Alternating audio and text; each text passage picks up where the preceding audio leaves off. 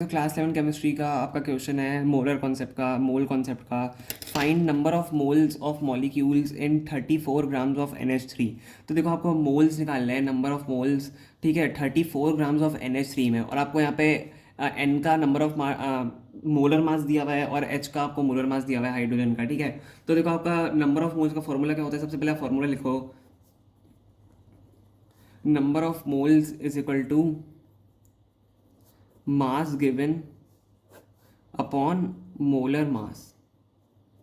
ठीक है, तो आपके यहाँ से नंबर ऑफ मोल्स क्या निकल जाएंगे, मास गिवन आपको क्या दिया हुआ है, 34 ग्राम्स आपको दिया हुआ है, ठीक है, 34 ग्राम्स अपॉन हमें मोलर मास NH3 का निकालना है। अब देखो मोलर मास कैसे निकालेंगे, एन का आपका नंबर दिया हुआ है 14, ठीक है, मोलर मास 14 दिया हुआ है, प्लस हाइड्रोजन का आपका मोलर मास 1 दिया हुआ है। तो हम यहाँ पे लिख देते हैं 14 प्लस 1, क्या हम लिखते हैं, नहीं। देखो यहाँ पे आपको NH3 दिया हुआ है, तो आपका अगर 1 हाइड्रोजन में मॉलिक्यूलर मास है तो 3 हाइड्रोजन में कितने होंगे, 3 होंगे, ठीक है। तो 14 प्लस 3 आपको समझ में आया, 14 प्लस 1 इंटू 3 आपका यहाँ पे हो जाएगा। अगर आपका यहाँ पे 2 दिया हुआ होता, ठीक है, तो 2 इंटू 3, यस 2 इंटू 3 हो जाता आपका, तो 6 हो जाता, ठीक है। यहाँ पे प्लस हम 6 कर देते,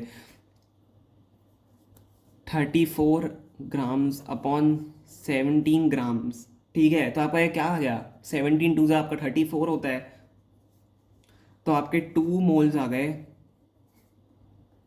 NH3 के, NH3 के आपके मॉलिक्यूल्स के यहाँ पे 2 मोल्स आ गए। तो यही आपका आंसर, आपको मोल्स ही निकालने थे, ठीक है।